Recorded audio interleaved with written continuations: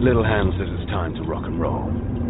Bring the noise. Okay, pop pickers, here we go with the Celtic top 10 singles of the transfer window. At 10, Fuck Off, it's The Board's Money from Mogwai. At 9, for Dermot, it's He's Mr. Know-It-All by Stevie Wonder. At 8, Sign Your Name Somewhere Else by Terrence Trent D'Arby. At 7, it's Hey, Hey, Hey, Hey, What the Actual Fuck Is Going On by 4 Non-Blondes. At 6, it's Keep Telling Us Little Lies like Hinacho's Turkish Wage by Chris Fleetwood Mackay. At 5, it's a pleading poverty classic, Money's Too Tight to Mention by Simply Stay in the Black, Stay Out the Red. At 4, it's the old fans' lament, Don't Let Me Down, Please Not Again by the Beatles. Okay, now we are into the top 3. At 3, it's Everclear and So Bloody Obvious to Everyone bar Mikey with Out of My Depth. At 2, it's the Nutty Boys calling out the Never Had It Boys with Yesterday's Men from Madness. And at number 1 for a sensational 6th preseason in a row, it's Nothing Ever Happens, When Will You Fans Ever Learn by Del Boy Amitri.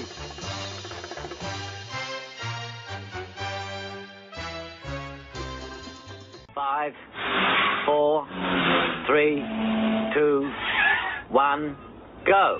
Good evening, folks, and welcome to the first E-Tims podcast of season 2026-27.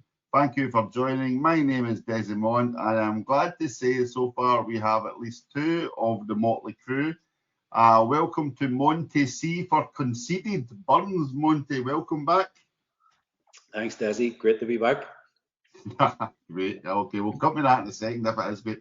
And we also have a man who's calling himself Dermot Desmond, a.k.a. what could the a.k.a. possibly stand for tonight? Hector, World Cup Bandito. There's 3 words after the a.k.a. The first one starts with T. And let's start the way we're going to continue for the rest of the season and beyond. Tight arse cunt is the 3 words that you can't see there. That was an early 12-second in reference for Gerardo Delvino, who was wondering if Hector had been saving up his swear words for the new campaign. So that's good to know. Right, so here we are. We are waiting on Ralph Malph, remembering how to join a podcast. So hopefully he will join very soon, folks. But as I said, thank you for joining us. It is the first pod of the season, but we should have a wee look back at the summer that's been.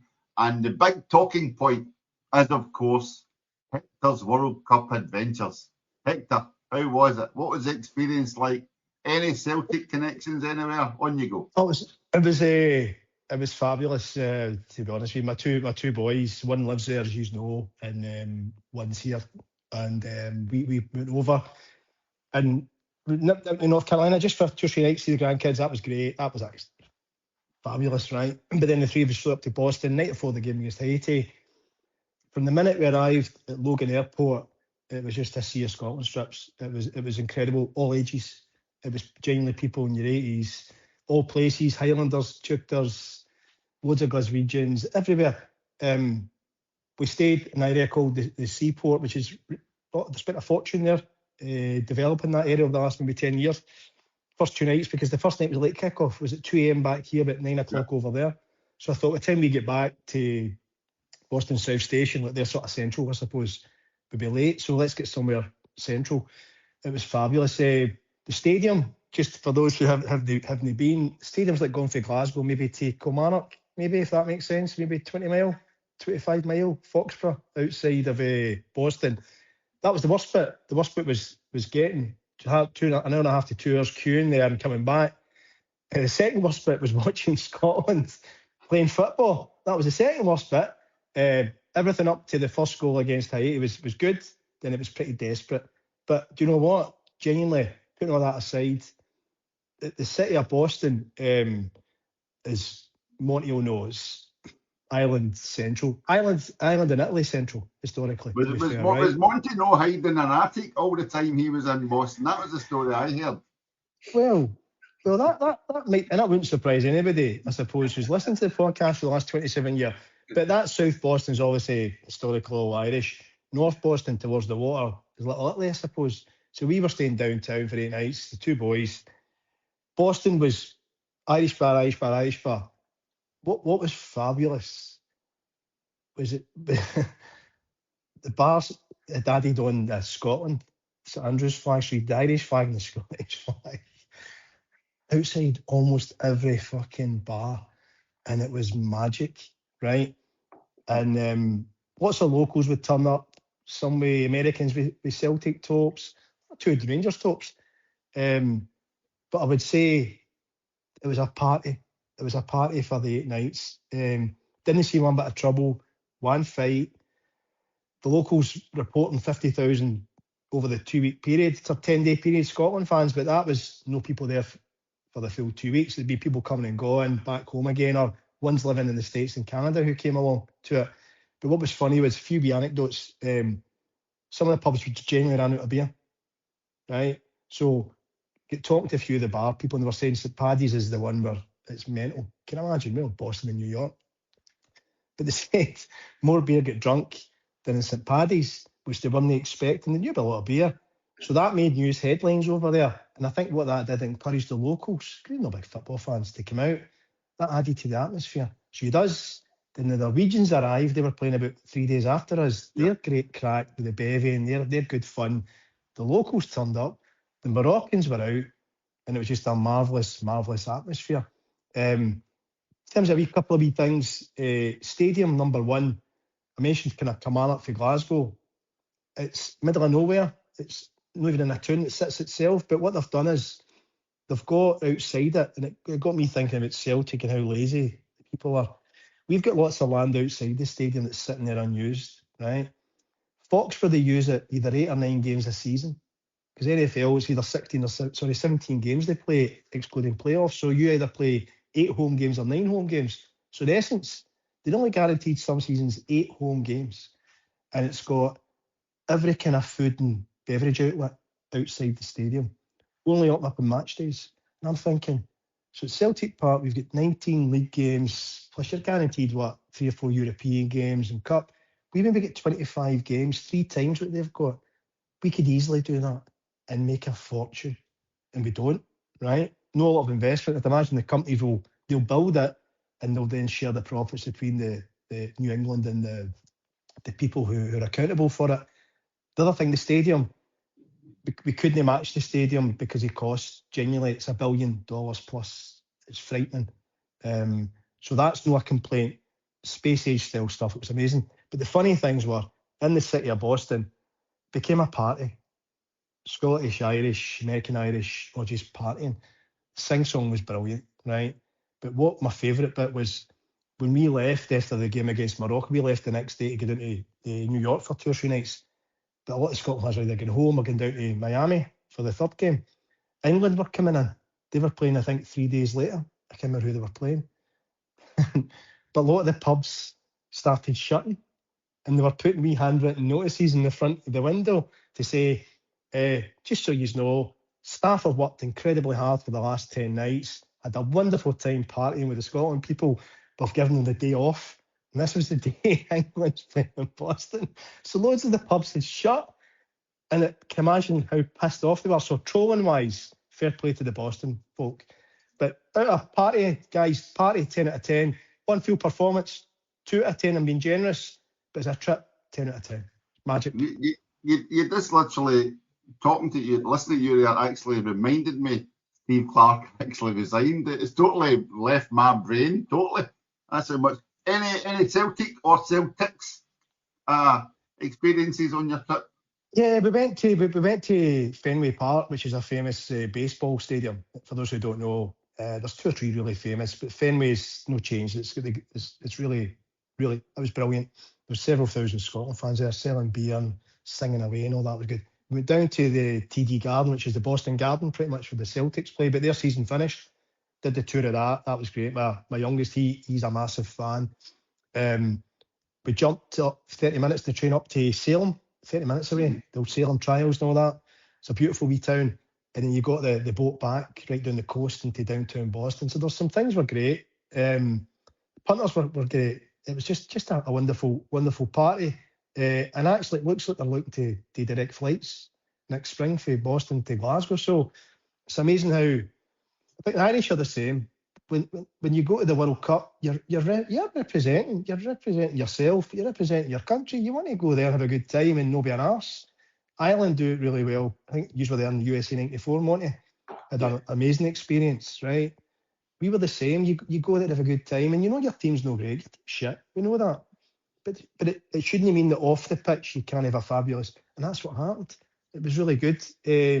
What's the Celtic fans? It was just get talking to folk, Hibbies and Aberdeen fans, and it's a massive amount of Celtic fans. And for me, I went to Italy in 1990. I was dead young. And there was some Celtic fans, but I'd have to say now, 36 years later, there's definitely a big generational shift. There was some amount of Celtic fans going to see Scotland.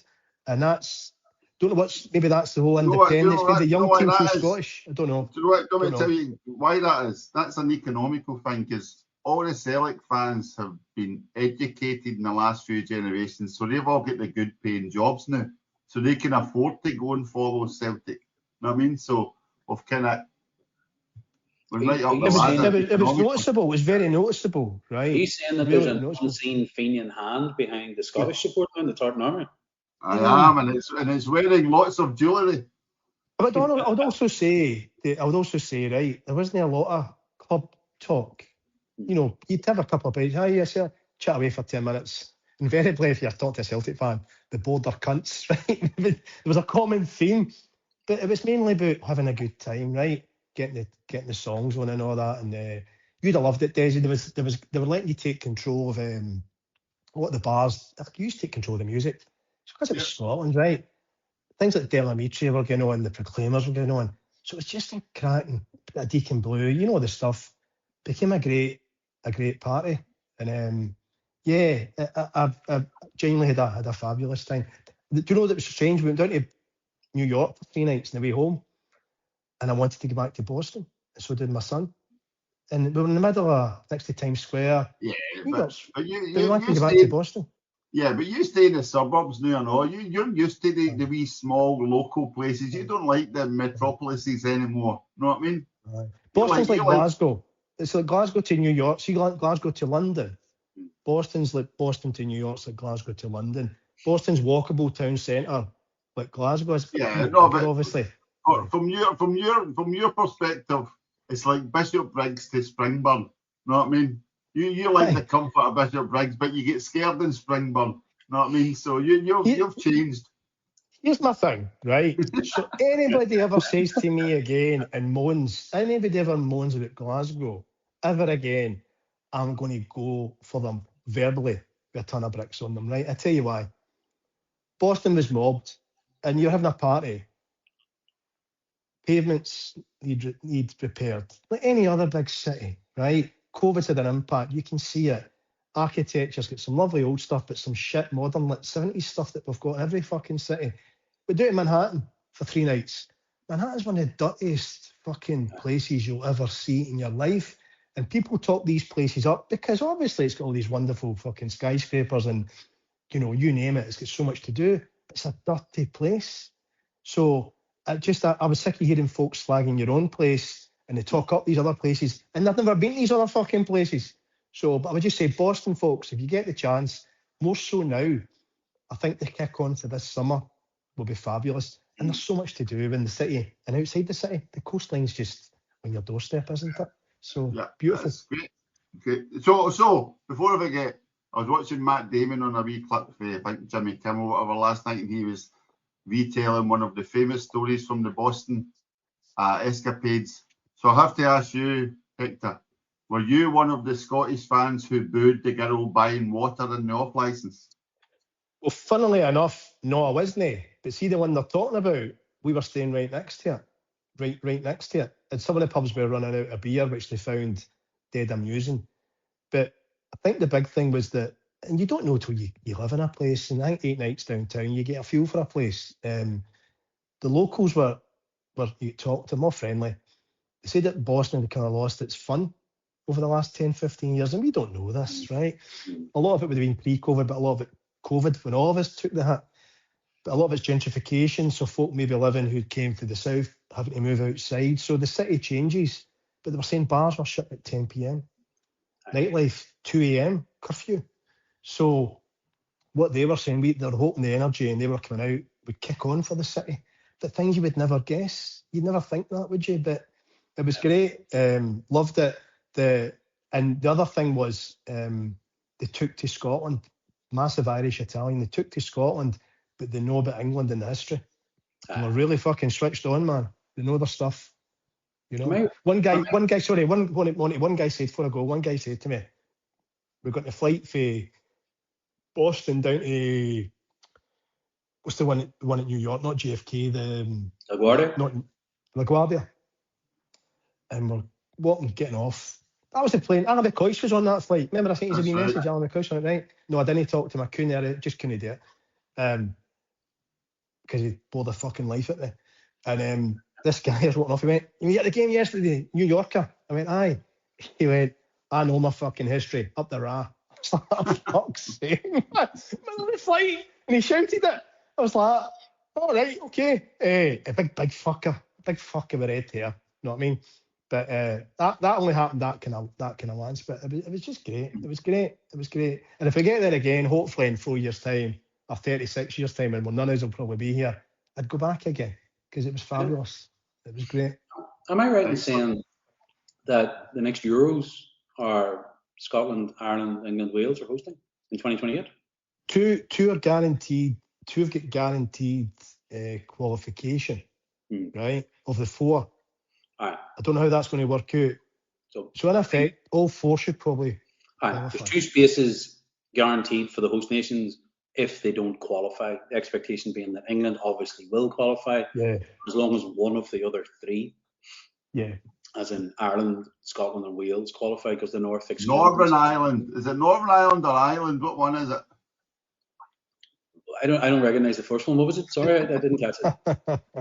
Sorry, Northern Ireland. Is that how I pronounce it? Northern Ireland. Not ringing any bells. No, there's one other wee anecdote. Sorry, we get down just to the... No, apologies, listener. I promise I'll finish, right? I'll finish, right? We were down in Manhattan. We went down to get the Staten Island ferry, just go by the Liberty style of it, right? And there was 2 guys with England tops, say about 40-year-old, and we've got a couple of Scotland hats on, chatting away, good guys, chatting away at them. They'd just come down from Boston. I think they'd played the night before up there. That was their Tuesday night game or Monday night, I can't remember. And they were saying, "Fucking Boston loves you guys, eh?"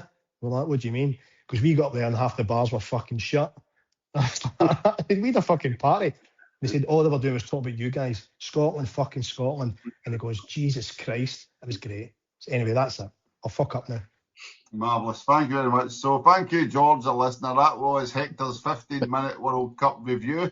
I hope everyone enjoyed it. I am glad to say we have been joined by Ralph. Ralph, welcome to the first pod of 2026-27. Good evening. How you doing?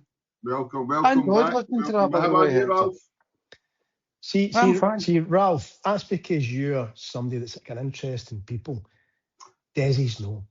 No, that's because you were talking about being a stranger in a strange land, and Ralph comes through Dunoon and lives in Stoke, so he can relate to that. That's what that is. There's no shame in it, Desi. We'll stick to the agenda. We can move on. You didn't take any of it on board. Exactly. Oh my good Northern Ireland man. Right, so we'll get loads to talk about. We don't need to go in depth, but let's start with we'll start with Monty. Monty, we're getting back a wee bit, so as much detail as you like. But the management fuck up, Monty. I know you've got thoughts on Martin O'Neill, etc. Once again, did the club just fuck Martin O'Neill about with that whole nonsense at the start of the pre-season? I would love to think that there's method here, that this is part of a plan, that the short-termism is because there's a big fucking disclosure day for Celtic over the course of the next 6 months or 12 months. But I've thought long and hard about it, Desi, and the only genuine explanation, where Occam's fucking razor again, the most obvious answer is that this is incompetence. There is nothing else. And I don't care how good a fucking guy the CEO is. I don't care how hard he's working. I don't care how he's paid to do these things, and these decisions aren't difficult decisions to take. You know, I think I put it up in our WhatsApp group. If they did have balls and they were backing themselves for the big monumental change, either they got punched drunk one night and said, sure, we'll do it now, and brought Nancy in the middle of a season, or they genuinely thought that they could get away with that halfway through a season and still achieve. So hubris caught them out. I think, Desi, there's nothing about the club at the minute that is in any way making sense. There's nothing coherent. If you're a footballer, why would you commit 5 years to a club where you know the manager's going to be gone in 12 months? Unless structurally you know you're only there for 1 or 2 years. So we just... my fucking middle name tonight is conceded. They've almost... I was talking to a good friend of mine earlier on today about this snafu tafu, and I said, I never thought I'd get to the point where it felt like they'd ground out the enthusiasm for a new season from me. But I really feel that at the minute, Desi. They've really fucked it up so badly. And I'd love again the film to prove me wrong, but Jesus Christ. Another 12 months? What, really? Yeah. Everything that's out. So again, I'm just thinking you're new because of the Martin O'Neill thing. So again, like, it seems like even like the Iheanacho and Sarachi, kind of, those were deemed easy signings in people's minds. Surely the easiest signing would have been Martin O'Neill, Sean Maloney, and Fozzie. You know what I mean? So and they nearly fucked that up. An alternative plan, or do you think it really was just renegotiating terms?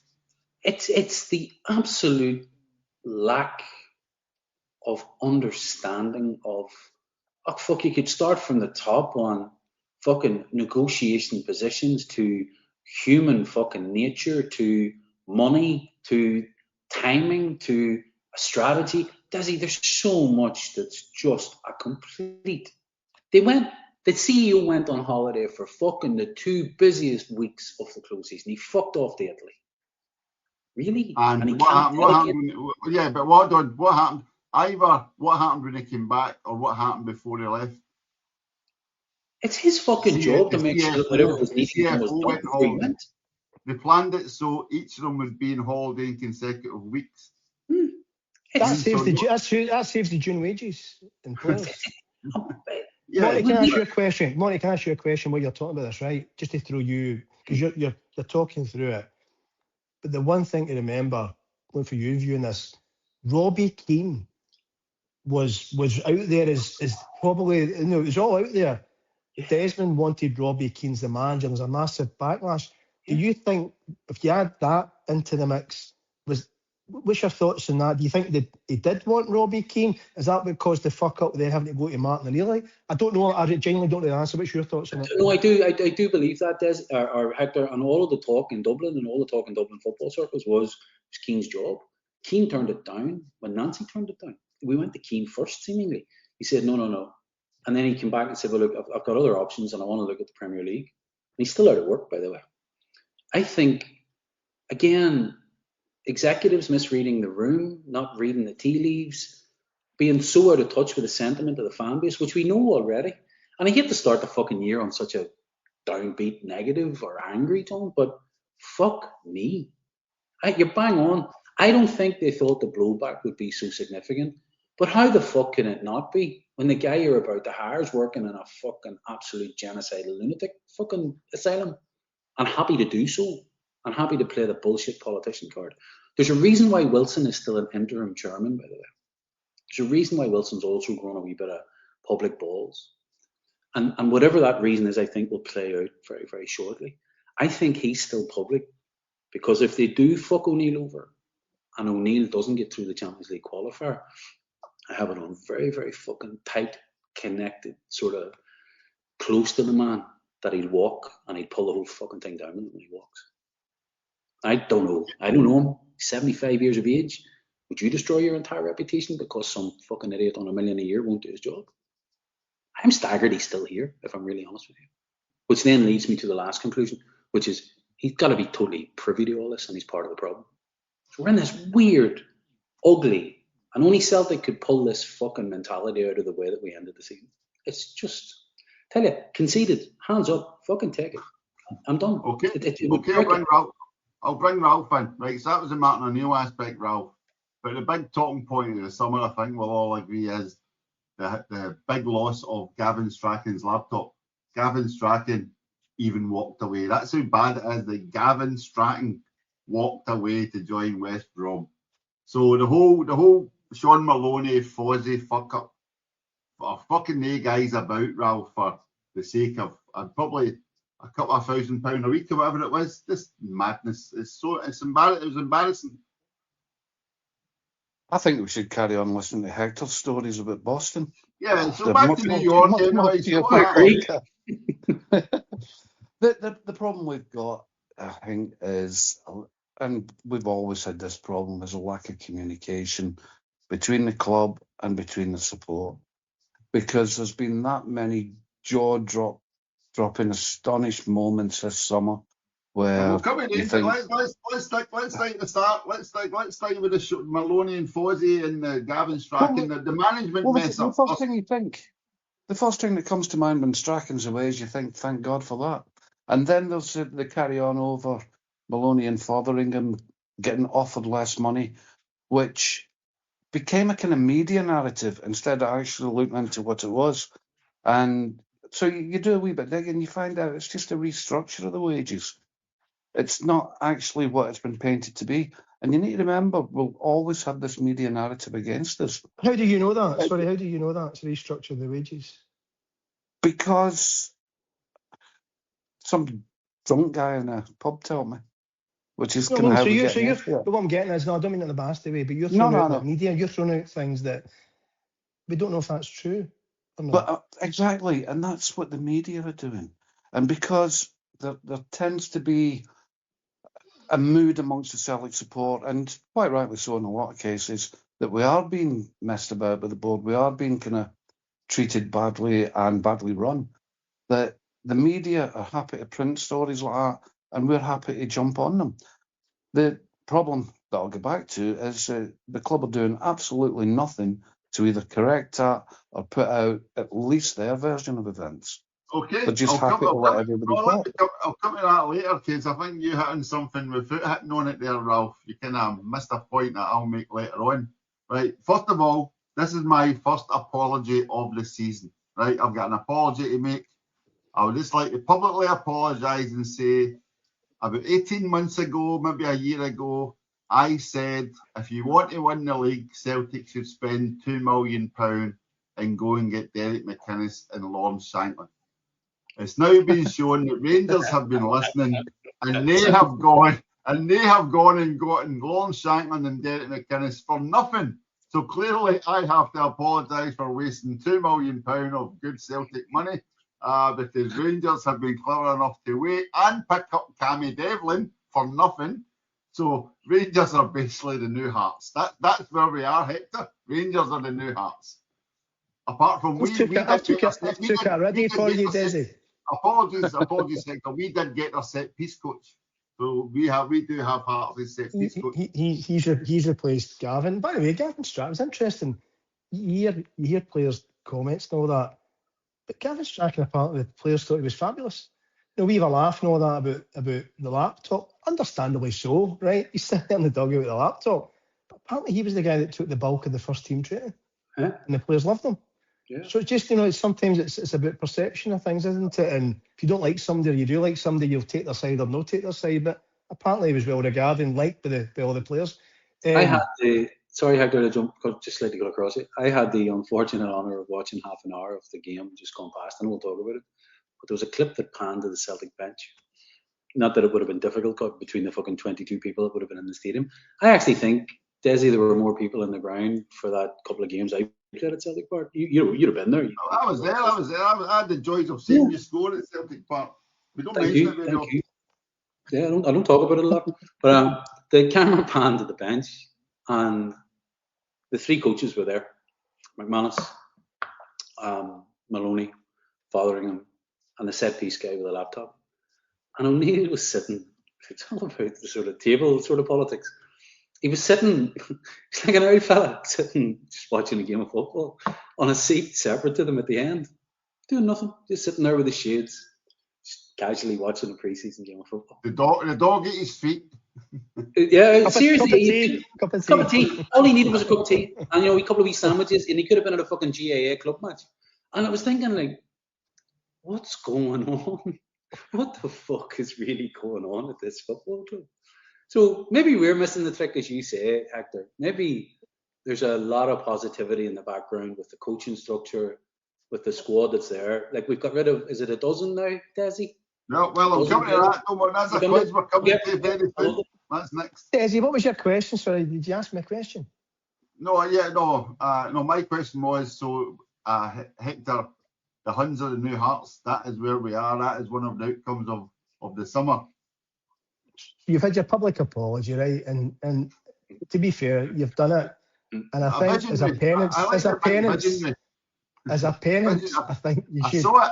it years ago.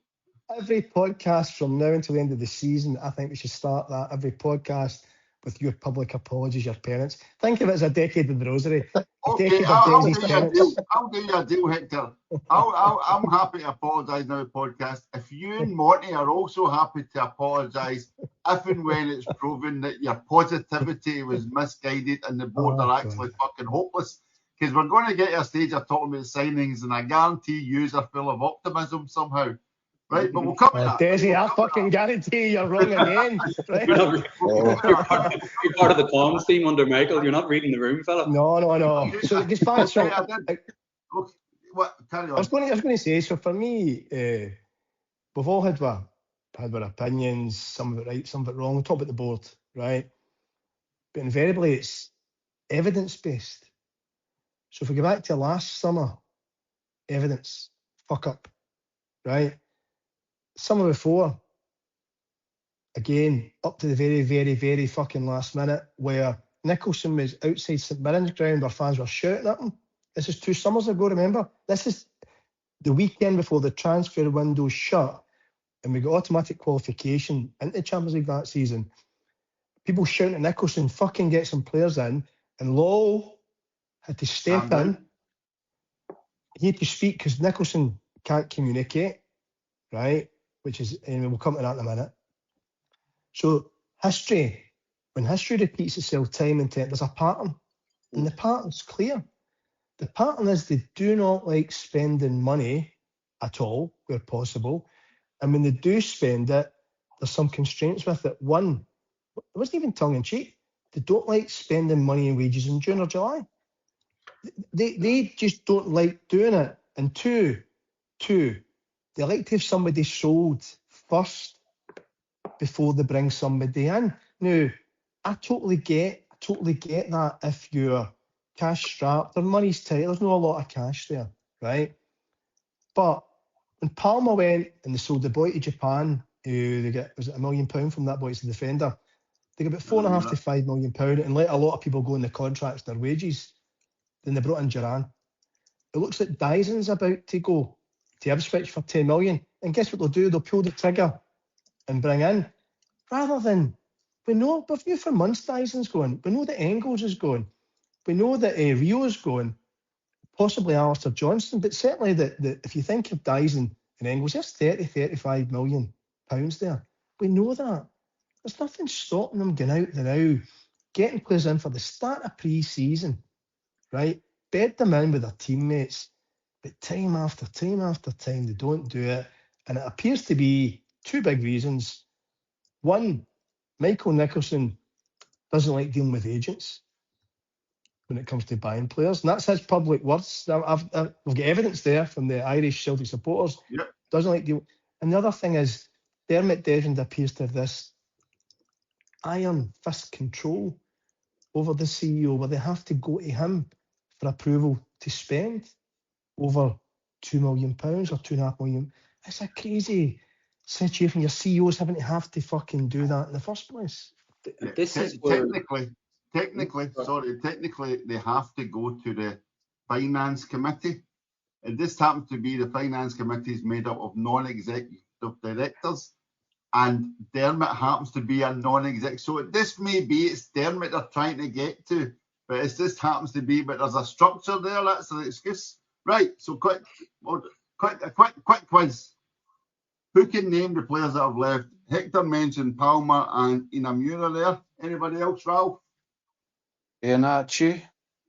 Well done. Iheanacho. Delachi. Monty. No, they'll just keep on Michael. Monty. All right. Schmeichel, well done. Schmeichel, yep. Monty. Mvuka. Mvuka, very well done. Hector? Fanchara. Big striker, Savanchara. Yeah, we'll count the loanees, that's fine. We'll count the loanees. I'll be interested to see if everybody can remember the loanees. Ralph, any idea? Navrotsky. Well done. Monty? Junior Adamu. Well done. That's another loanee. Had high hopes. Welsh. Well done. I was about to give you a clue there for Welsh. Well done. Well, we let Welsh go. Monty, classic Celtic. Smart business. We let a guy go for nothing as a reward for helping us win the league with another club. Ralph, any other ones? Any other guesses? Don't think so. Well done. We're getting Naroki, Palmer, Welsh, Iheanacho, 47k a week. Remember, Iheanacho's away for. Yamada, Inamura, Schmeichel, Loanees, Adamu, Sarachi, Chanchara, Mvuka, and Arthur. Remember Arthur, the centre half? Big Ben. That £10 million centre half that we never played. Right, so that's the people who have left. Let's concentrate on the people we've bought. We've renewed Oxy's contract. Ralph, that was the first bit of business this summer. And then we brought in Camilo Duran from Karabag. 2-2. What a player. The next superstar. We can also count, I suppose, McCowan getting a new contract. No, we're not counting the new contracts. That's another word. We're talking new faces. He counted Oxley Chamberlain. Aye, but that's not really the same. We know that. He was on trial. He was on trial. But again, that's another. It's a good conversation point. I.e., Ralston and McCowan. Why are we renewing these contracts? Is it really a strategy or just to get a jail card? But the new guy, Ralph, have you seen any of the pre-season games? Have you seen any of the new guy, Mr. Camilo Duran? Yeah. I managed to stay awake for him. He looks sharp. He looks like he knows where the goal is. He looks like he's kind of settled in to his surroundings. But to be honest with you, given what's around him, I don't think he had to do that much to get noticed. He looks to me like a Maeda replacement rather than anything else, not a central striker, which means we're going to stick with Osmond and probably Kenny. Wow, that's different. Can we talk about Boston again? Okay, back to New York. Right, so as you walked in Manhattan, Hector, how was the sun shining on the Rockefeller? Right, fucking skyscrapers everywhere. It's like Bishop Briggs going into Springburn. Right, what about you, Hector, as your tactician? Duran, have you seen much of two goals in 2 games? Seems to be a wee bit of the Daizen pace. I seen the clips of the 2 goals, but I didn't watch the friendlies. Friendlies, I just have no interest. I won't watch this weekend either. I've seen the clips and obviously read a bit about him. Seen his goals in the Champions League last season, so there's quality there. He's what I would consider a very good signing. That's the type of play for me. More of that. They won't all work. Nobody's got 100% success record, but I think he was 24, 25, played European football at the top level, put the ball in the net against some really good teams, bags of pace, bags of energy. More players like that. Another 8 would be nice like that. Not necessarily all forwards, defenders and midfielders. Would be quite nice. Right. Okay. That brings me to square number 6 on my agenda board, Monty, and you just happen to be the guy in the frame. I've just written here, Daizen Blues, ! Farewell to the most enigmatic, probably the only superstar in our team at the moment, I would say. The icon of our team is leaving the team. After a decent World Cup, I don't think he'll be back. I think he's cleaned his locker out already, let's be honest, but I don't even think he'll be back in Glasgow. So the end of the Daizen days at Paradise, Monty.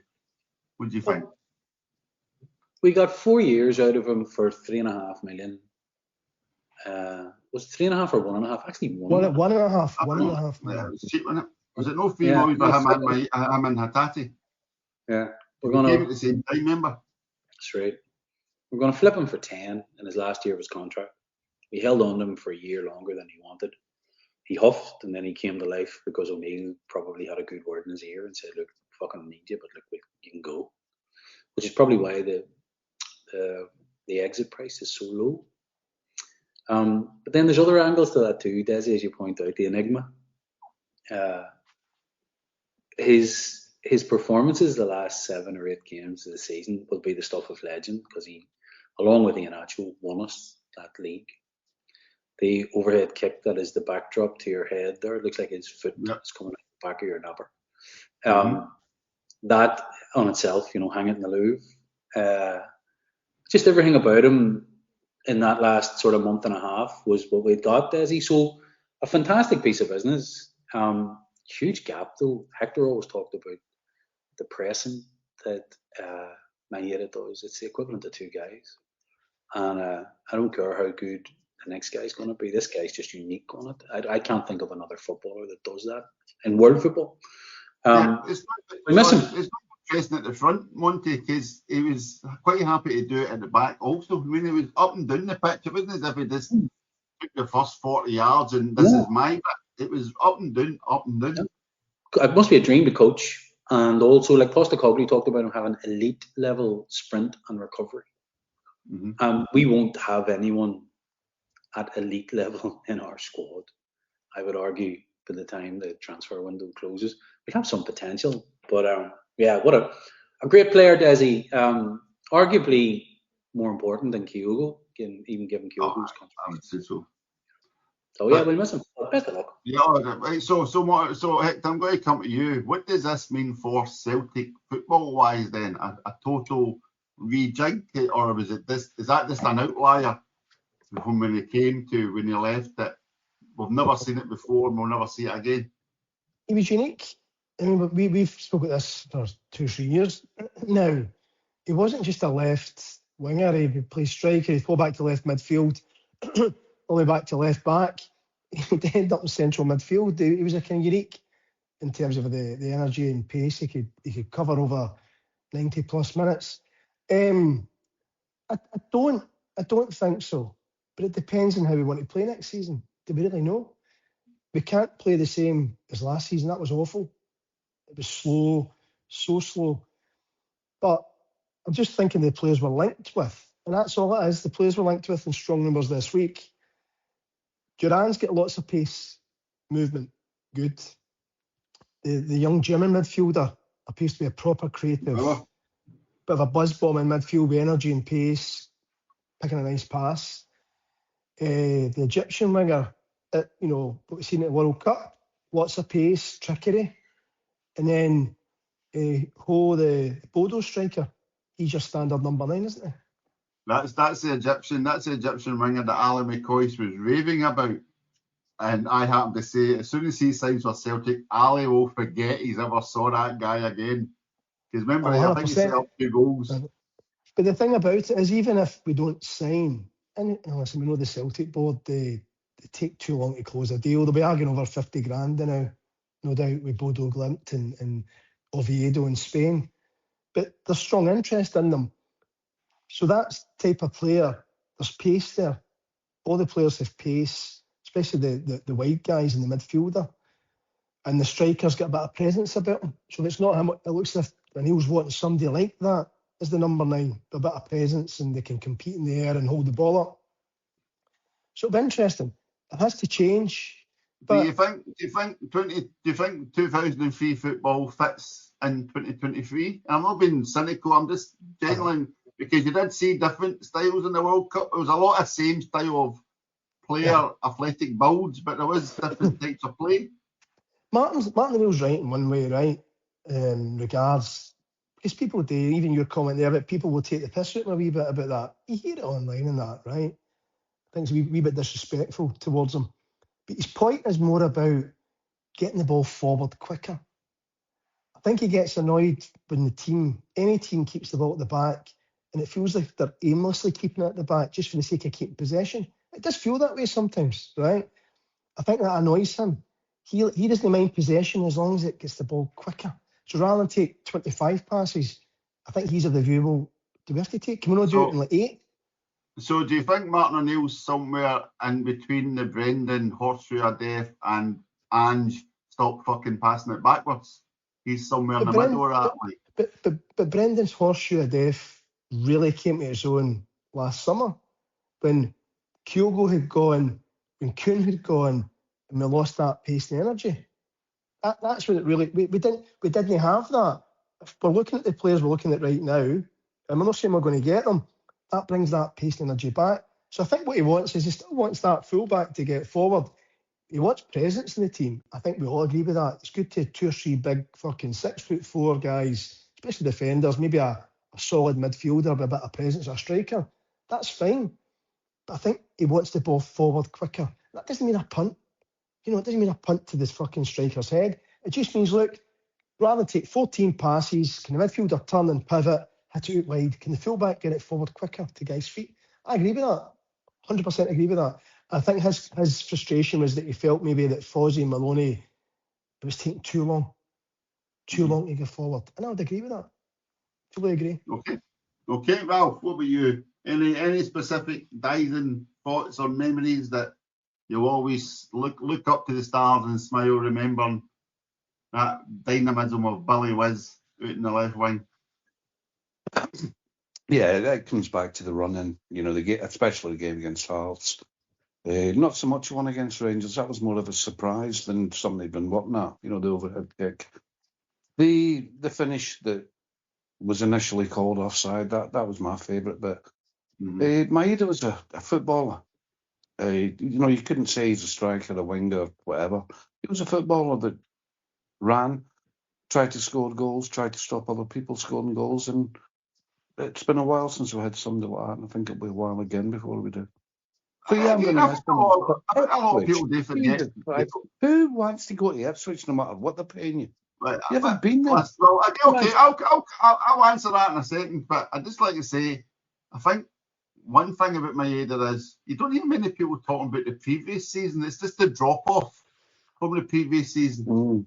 It was like Kyogo left and it was amazing that the previous season. I mean, he became that striker guy. He became that match winner, the guy that stepped up. I mean, and there was people. Right. I'm not saying you done it on purpose, but they quickly just went, but any down tools, and you kind of go, well, if you get fucked about and your kids had said cheerio to their pals in school because you knew you were going to Germany in a fortnight, and then the board fuck you over. Of course you're going to down tools. It's a disgrace. Well, mind he missed the one-on-one at the end of the game against Kara Almaty. Maybe that the fact that he was stuck with us for another 12 months when he wanted to go to Germany, and maybe the fact that he felt people would blame him, maybe that affected him. And then he realised that he might not even make the World Cup play a bit effort. I don't like that guy, by the way. Don't mean to miss it on purpose, but it's just your head's not in the right space. And wanting being a man who's scored at Celtic Park, he knows the importance of mindfulness. Right, but here's my thought. Here's my thought on Ipswich, right? Because initially when I heard that, also I'm like, Ipswich really, and no harm to Ipswich. I've got a couple of friends who support it, but they kind of a team coming up, and a team who's going to have to compete this to exist. I mean, it's doubtful they're going to be a Sunderland and staying about the top 10 all season, right? So you know they're going to have to fight and challenge. But the one thing about Maeda going there, instead of going to say a Fulham or a kind of Brighton or somebody like that, kind of somewhere between 6 and 14, he wouldn't have been. I don't think he'd have been guaranteed a start, Monty, going to one of their clubs. But I think he's got a very good chance of being guaranteed a start, at least at the start of the season, for an Ipswich. And then his tenacity and his ability to challenge and try and win the ball back for a team that's going to be under pressure for a lot of a game.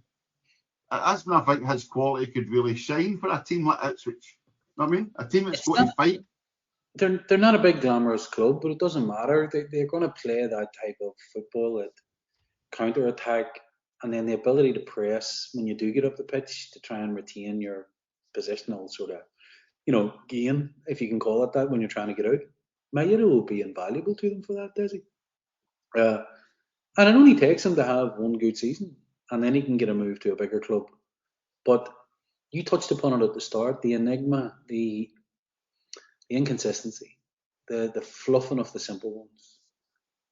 All of that. If he had that extra 1 or 2% of quality, he would never have been at Celtic. He'd have gone to like a Spurs or a mid-table EPL, and then would have been moving up into the Champions League games down there. But he just lacks that wee tiny bit of quality. But Jesus, in a team that plays on the back foot, trying to break or playing on the counter, it'd be absolutely invaluable to them. It'd be a great signing for them. Hector, do you remember years ago, a long time ago now, because he's actually left, when Andy Robertson joined Liverpool for Hull and he had to wait his turn and then he get his chance, but there was one aspect in a game, can't remember who we were playing, Liverpool were playing, and Robertson was pushed right up, challenging. The ball got played back to the opposition keeper, but Robertson kept running and harrying the keeper, and the keeper tried to drive, and he kept running and running, and the whole of Anfield basically gave him a standing ovation. They took him off as a sub purely to get a standing ovation, and Jurgen Klopp's hugging him and saying that was exactly it. I honestly think a lot of English fans are going to get a total shock when they see Maeda turning up. I mean, like, there's no a player. I mean, you think there's not even a player in England like him. I mean, like, can actually do what he does. It's not as if I've never seen a player like him ever. And you're right. His first touch isn't the best at times, and we can see that he's missed easy chances, right? And we know that. That's why he's not a fucking Madrid, right? Worth 100 million plus. That's why he's been with Celtic. But for a team who are going to counter-attack, who aren't really possession-based, who are looking for opportunities to hit in the break, are looking for a guy out the blue to fucking press and steal the ball off someone, he's perfect. He's perfect for probably the bulk of the teams in the lower half of the English Premier League right now. He's not perfect for a team that keeps possession all the time against top-notch defences. We know that. But I think if they play him right and they've done their homework and play him right, they've got an outstanding signing. And it's what I would say about Daizen is everybody wishes him well. Some players leave and you go, who cares? They're really fuck them. But Daizen's the opposite because he there was something just uplifting and special about him the bulk of his time at Celtic. And I think a lot of it was his humility. He just seemed a really down-to-earth, kind of quiet, humble guy. Wasn't looking for the spotlight. Didn't really want to talk too much to the media. And if he did, very few words other than thanking his teammates. Just a really, really down-to-earth guy. So I think with that, what he did for the first 3 seasons, and then how he came to life the last maybe 5-6 weeks to win us the league, for that to be done as a Celtic icon. Daizen. And within all that, you're missing the fact too that he utterly gave James Taven here like the shit. Disappointed. Weeks of like sleepless nights. Absolutely demented, that poor fella. You can only imagine the fucking sleepless nights before game one. Who did Tavernier sign for? Who did he go to? Did he go to? I was literally about to say that. I am still shocked that Rangers haven't signed him back. Now that McInnes has went to Rangers and Shanklin's playing, I'm thinking that's set up perfectly for your Tav, free kicks and shies. I mean, I was hoping Daizen would go to a team that would play against. Maybe he's done a cold chest and he'll get him in the FA Cup. Let me just try and quickly check. I'm checking here just as you're talking. I thought he'd come back there as a player coach. I thought he went to Ibrox and he was a player coach. I'm sure I read that somewhere. Or I made it up and wrote it myself. He did. But he fell out. He fell out. Remember, he stormed out the building when your man wouldn't play him last game of the season. Yep. Aye, but he's away now. Danny Roll messed him about, apparently. Where are we? No, they said he's not with anyone at the moment, so he's still a free agent. So Celtic need a backup right back, or we've only got the 4 at the moment. Right. So that's Daizen. Sad to see him go, but a wonderful, wonderful Celtic player and a wonderful man. Gave us all such joy, I think we can gladly say. And we'll talk about another player similar a little bit at the very end. Right, I did have the Irish AGM revelations, those pesky agents, Mike Nicholson complaining about not being able to do his job due to the actual fact that people who are involved in doing his job, Ralph. But I'll come to you for one of the biggest shocks of the season. I know it flattened Hector on his back. Rod Stewart coming out publicly and saying, why are we not signing players? When you've lost Rod Stewart, Ralph, what chance have you got at the Celtic board?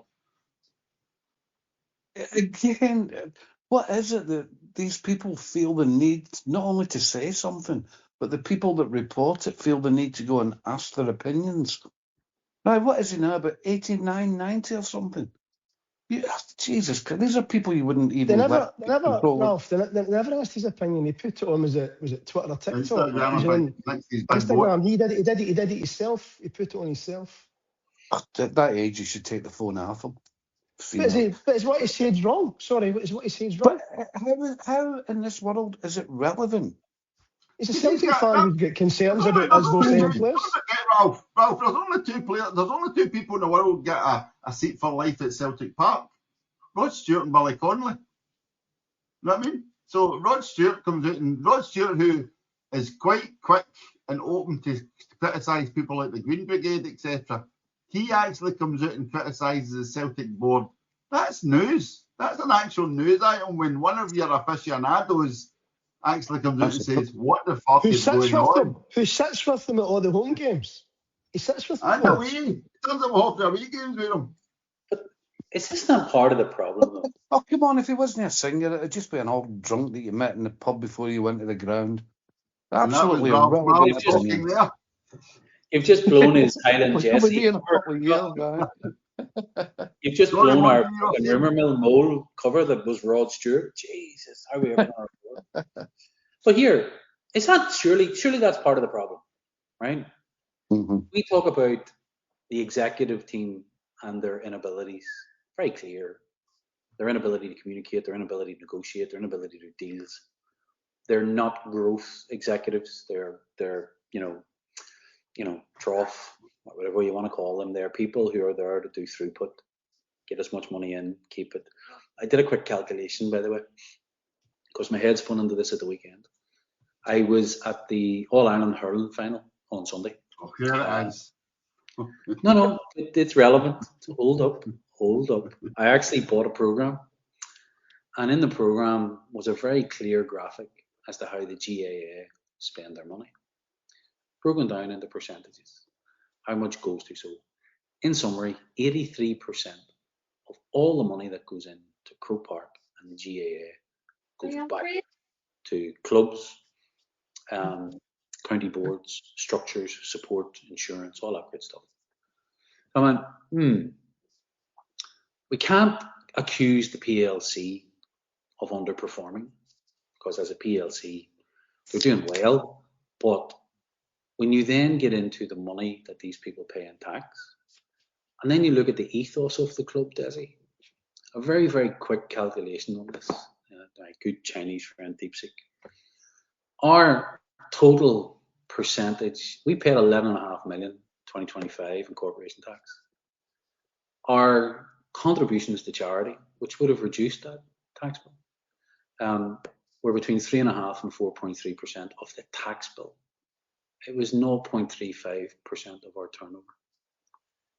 And while I'm on that train of thought, we can't accuse a PLC that is making huge profits of underperforming. But all of the human elements that go along with a football club or an organisation or a sporting organisation that doesn't have customers, that has fans that are emotionally invested, etc., etc. Desi, they're not even on the fucking register of scoring between 0 and 1. And I think that's our fundamental problem. We get noise from an old Tory multimillionaire cunt who lives in LA, and it becomes Celtic news because he happens to be friends with some people who run that PLC who would prefer to give money to HMRC than give it to charity. A club will be founded to feed the poor in the East End of Glasgow. We have this massive chasm right now, Desi, and communication is probably only going to cover it to a point. I'm sorry, I'm on the sack the board. I'll get every buckle for you, carry on. But in the absence of change, cultural change at Celtic. And I mean cultural change in the PLC. We got a glimpse of it with the CEO who lasted 3 months when Ange came in. Okay. We got a glimpse of what it could be. Do the job. The football team comes first. The football management comes first. Communicate with the fans. Get out and talk to them. Find out what they want. We've got the opposite right now. And actually, Desi, you touched upon it earlier, the 47 grand a week. They're leaking stories that are actually lies. They're fucking lying to their fan base. And I think we're in this really, really difficult place now. Hence my point. When we put Rod Stewart up as somehow somebody that you fucking need to listen to because he's close, we're through the looking glass, guys. You know, we are a millionaires club. We are a club owned by a billionaire. And if you want to know anything's going on, that you had to be a millionaire and you had to be one of their buddies and you had to be a sycophant, which means you had to go to work. And we laugh at Desi. We laugh, and we understandably so. We do laugh at Rod Stewart, and he pisses us off at times, right? But my point wasn't tongue in cheek. It's actually valid in terms of he is in the boardroom every single home game. Yeah. He's now personal friends with the Celtic board. Yeah. Nancy, get back, do yourself a wee thing, right? See, just before Nancy gets sacked, Rod Stewart did a public statement basically saying Nancy has to go. Yes. So there's a guy sitting with the board, personal friends with many of them, who publicly said, Nancy's got to go, guys. Nancy was sacked within a few days of that. He comes out, Rod Stewart, last week and goes, what's going on? No signings on, as I say, on his TikTok, whatever. There's something in that fucking madness that it takes a guy that sits with him to publicly say something to almost force them into doing something. This, I have no doubt, Hector. That's absolutely frightening when you look at it like that. Think about it. Check the Nancy story did when Nancy was sacked. You don't even need the tinfoil hat. Sorry, Desi. You don't even need the tinfoil hat for this. Just look at the facts. Exactly as you've outlined. The only communication we get from the club, we don't get communication from the club. Okay, why not? We have a politician, a fucking politician, and a loathsome one at that, even though the hand jobs in Madrid and all that, a loathsome lying fucking toad again as a chairman. You know, we had an even more loathsome one in fucking John Reid. We're a political vehicle. That agenda for the Irish Association meeting them, that wasn't a happen chance thing. That wasn't Wilson even thinking on his feet. That was fucking pre-planned because we are being led by a politician. On behalf of a billionaire. Now, does that sound familiar? Because you just put another one into fucking number 10. Don't get me going. Yeah, we'll come back to that in a minute. We'll come back to that in a minute. That's the next topic, bar one. But let me just read you a statement, right? I'll just read parts of it, right? Where am I? Where is it? Where am I? Bear with me. Okay. Our commitment as a board has been that every penny that comes in will be reinvested back into the club. This one you're talking about the GAA, that made me think of that. That is a fact. There has been a lot of criticism. Most of it is not fair. I think there's maybe a lack of understanding at the moment about where Scottish football is and Celtic is as a club. Who said that? Ross Desmond. Peter Lawwell in 2014. 2014, and we're in the exact fucking same place as we were in 2014. Even worse. Do you mind that was just after Rangers get relegated? So that was his excuse for that. Yeah. Right, but even just to be more specific, we've got more players coming in right than wrong, but recently, have we replaced what's left in the striker department with as good quality? That would be a question. But that's not down to a lack of money. It was just judgment calls. 2014. So we're talking about it's the same last season as last season. I've been fucking at least 13 years we've been fucking banging this drum. Right? Desi, two years ago. Same old. 2 years ago. And it wasn't, they're doing about probably February when they do the interim. They release the interim figures, right? Which is obviously a mid-year, which goes to the 31st December. It's usually about mid-Feb they release it. I think it was 2 years ago where they come out with the board statement that supports the release to the stock exchange. And within it, there was basically an apology from Law as club chairman. They say it's bad business to hold so much cash in the club account. Now, by the way, he said it was bad, it wasn't the plan for that. Fast forward 2.5 years, we've now got far more cash in the fucking bank. So if he's come out when we had roughly half or even just a little bit more than half what we have now and saying it's bad business, not invest in the team, we won't do that. How is it possible 2.5 years to have significantly more cash and they can't communicate? And this is the thing I think for people like me, we can't all talk for every fan, but for me, it's just, I see things quite simple because I've not got a big brain and it's just like, you've got a big fan base there, massive global fan base who'll back you through thick and thin. All many fans are asking for is, just tell us your plans for the club. We don't need a 500-page document. 4 or 5 slides, summarise it over the next 3, 5, 10 years. This is it. Some bullet points. This is our target. This is our hopes and aspirations on and off the field. See, for somebody like me, see to get some honesty and a bit of vision and a plan. That's half the battle for me. If I could get that, I would then go, fair enough. You're trying to share. Might not meet it all, which I think is what they worry about, right? Because they're accountable for meeting targets. But give us some fucking some communication, what you're planning to do. And to have nothing, sorry, Monty, but to have nothing even after Brian Wilson, interim chairman, said January, February time, we appreciate communication's really, really poor as a club. We will fix it. Well, now August is round the corner and there's been nothing. When they sacked Nancy, they said the same thing. When Ross Desmond did the attack on the supporters base, part of his statement was, we know we've got to improve in a lot of areas. Big one's communication.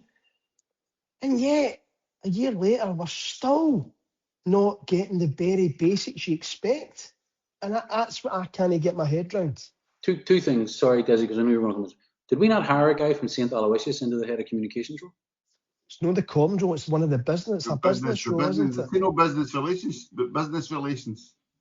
Right, so he's been hired to be... Still waiting on the supporters communication guy. Right.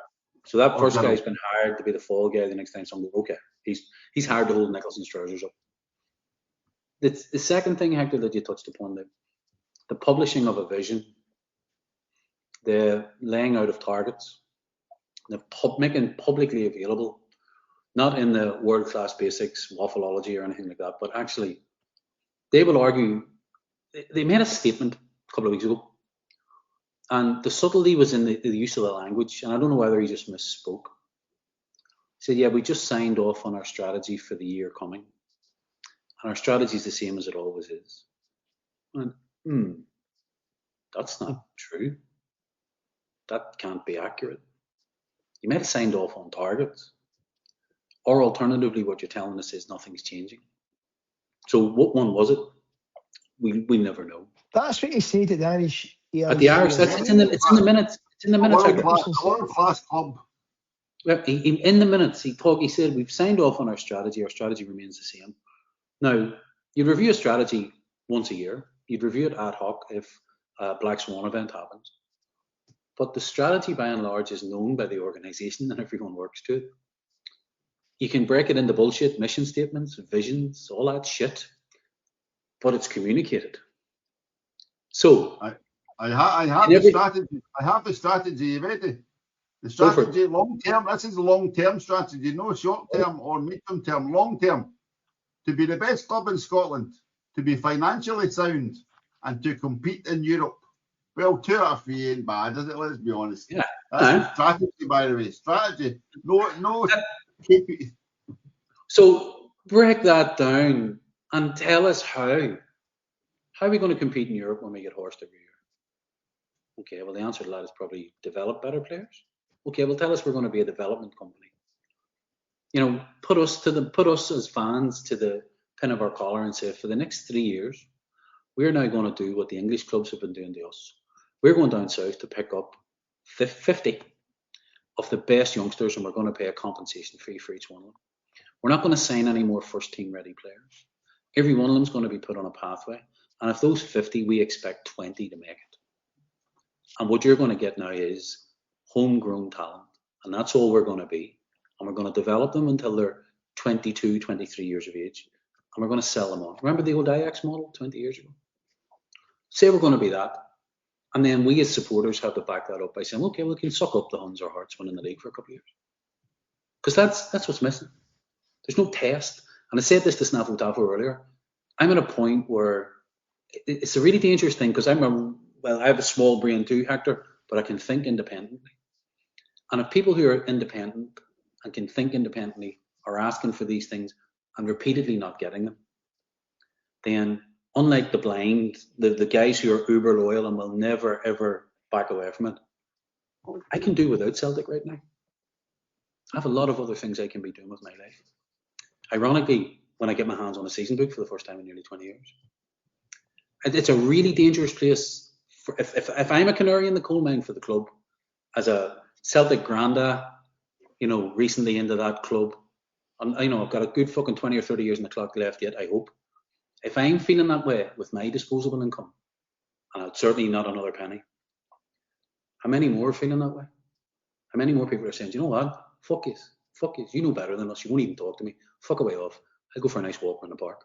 It's a dangerous place to be, I think, anyway. Or maybe I'm an exception. I don't know. No. I think that's the reason I'm saying okay is because this is going to run and run. There's a few times in the last few years we've apologised for going over the same old ground, but it's the fact that when they don't change that we have to, and that's just ridiculous. I did this right here before we move on to the next subject. I did this right here. There's a famous Google SRE phrase, hope is not a strategy. But the Celtic board also confirmed that silence is a current strategy. They actually praised themselves for not speaking up so that it did not get misconstrued, while also sending out lies via the Sun. But let's move on. Ralph, I'm coming to you. The League Cup independent review. I'm going to give you 5 minutes because I want to really get through these last couple of subjects. League Cup independent review. Scottish Cup. Was it Scottish Cup? Sorry. The penalty shootout. Sorry, you're correct. Apologies, Hector. It's because I'll tell you why I've got leak here. I can't read my own writing. So the cup independent review of the famous fans on the pitch, etc., was published. 37 pages, I think it was, Ralph. I've not read any, but I'm led to believe that Stockaroon, the Huns and the Polish actually get the blame. They do get the blame. We get kind of told off for celebrating, but only in a kind of minor way. I read a wee bit of it, but it was kind of turgid because you know that nothing's going to change, nothing's going to come of it. What will happen next time round is they'll argue about the allocation. They'll say that we shouldn't have so many people there, and effectively they got off the hook for what could have been a very dangerous situation. And that goes back to all the other times when the police and the people what do they call them, match coordinators, when they just let things happen, maybe to keep themselves in a job. It's kind of depressing, really. But one of these games, somebody's going to get seriously hurt, and there might be not quite a tragedy, but something that causes a rethink. There was talk they were bringing. There was drink. There was drink available. I think it was a Dundee United League Cup game. Aberdeen's getting an extended license for this season. I've seen that today. Can you see that coming back, given that they can't even organise people getting safely in and out of the ground? Yeah. It's a long way. I'll tell you what, it's a very depressing podcast. I don't know. I think it's quite entertaining. I enjoyed the New York talk. The reason I said league, Hector, was because apparently they used the same plan as they'd used in the previous league game. No actually taking into the fact that Celtic had a full allocation. That didn't really get factored in. So that was the big kind of bugbear. But that was that. I said at the time, promise very quick. I said at the time, the cops deliberately fucked this up. They deliberately fucked this up because they wanted that.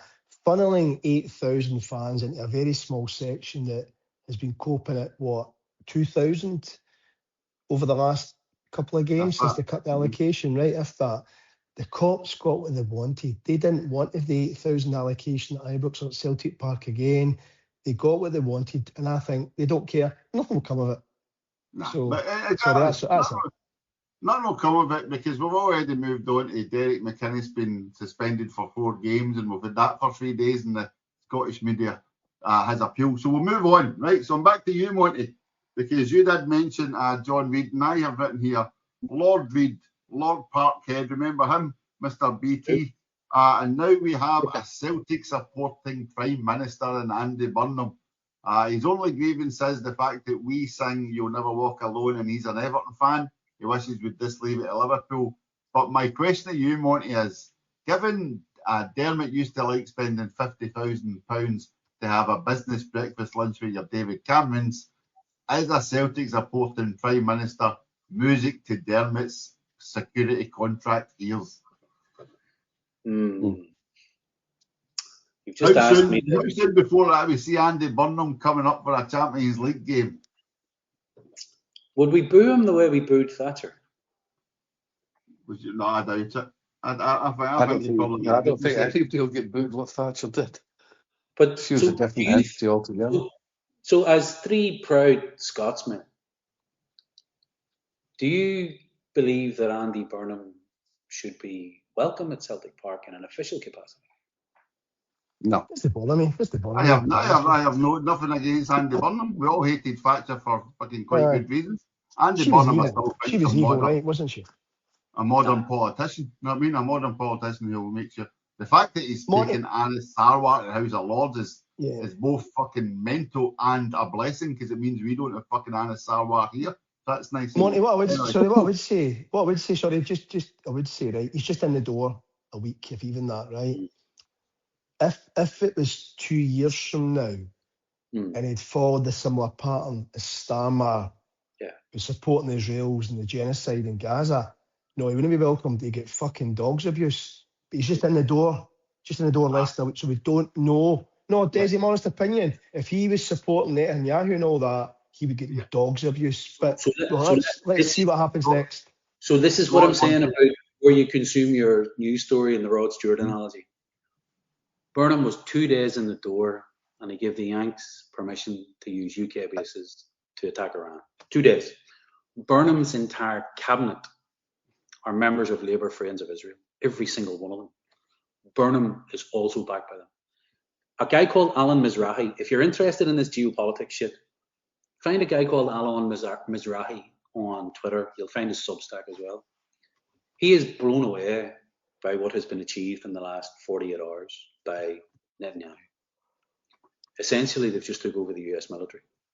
They've just signed a deal and got it voted over the line that the US military and the Israeli military are now symbiont.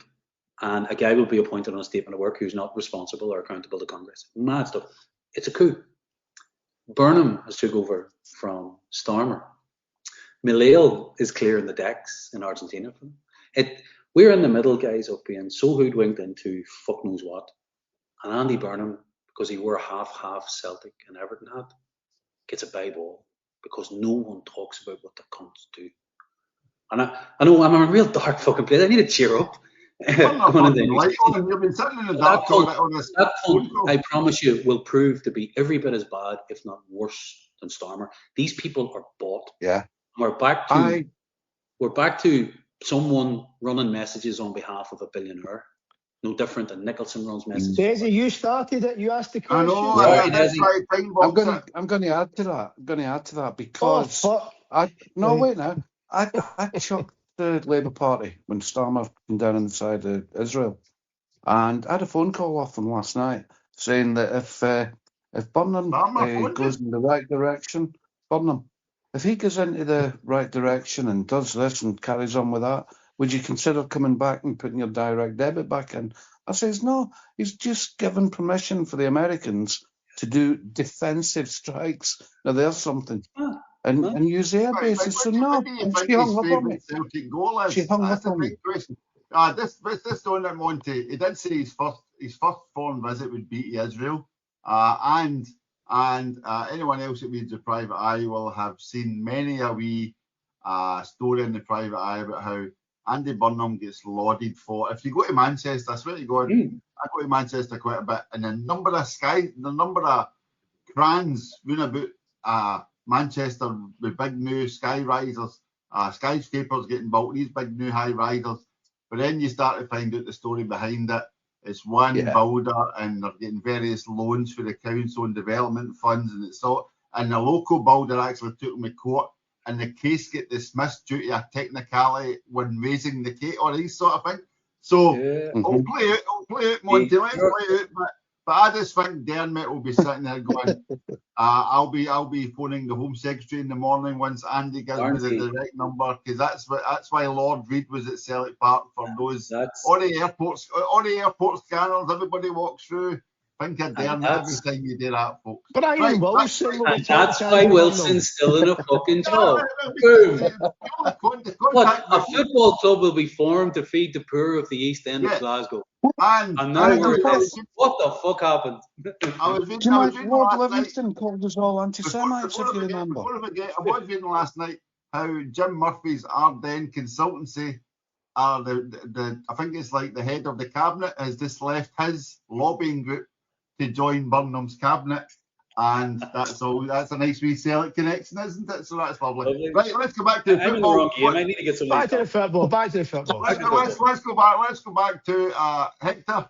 11 days to go until Flag Night. It's a new change, a new twist, an old theme. Not Flag Day, Flag Night. We're facing Dundee. What are your thoughts? Do you think we'll actually be half ready? And then I think it's a week later we play in the Champions League around about the 18th. Or 2 weeks later we play in the 18th. So what do you think, Hector? Do you think we'll have a few in this week, next week? Well, right now, the current squad should beat Dundee, right? Let's be, no two ways about it. If it's the question, is it we Champions League ready? Absolutely not. We're fucking miles off it. I think we need a new keeper, but by all accounts we're trying to get a new keeper in. So there's no two ways about it. We're trying to get another keeper in to ideally take the number one spot. I think that's right. I think we definitely need another left back in there. Sirachi was a no-brainer for me, but it's gone now. There's three other left backs being linked. One Greg Taylor, one's the boy Penrice, and one's the boy Will Ferry, who I really liked in United. I think he's a smashing left back. So for me, he's Irish boy. Does he qualify as a homegrown player though? Because I think Northern Ireland. Not if it's Northern Ireland. Is really? What? Aye.